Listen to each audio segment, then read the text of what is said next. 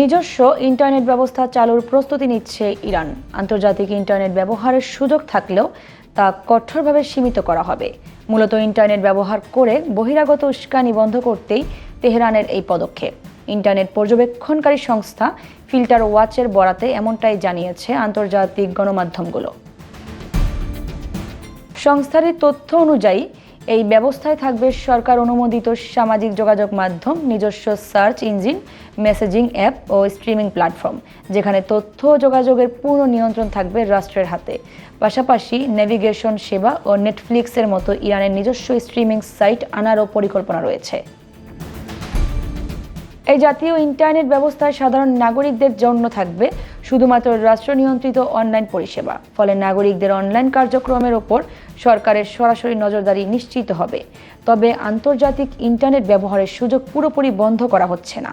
সীমিত পরিসরে এই সুবিধা দেয়া হবে শুধুমাত্র নিরাপত্তা ছাড়পত্র প্রাপ্ত বা সরকারি যাচাই প্রক্রিয়ায় উত্তীর্ণ ব্যক্তিদের জন্য।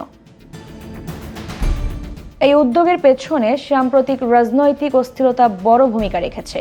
ডিসেম্বরের শেষ সময় থেকে অর্থনৈতিক সংস্কারের দাবিতে শুরু হওয়া বিক্ষোভ ধীরে ধীরে সরকার বিরোধী আন্দোলনে রূপ নেয়।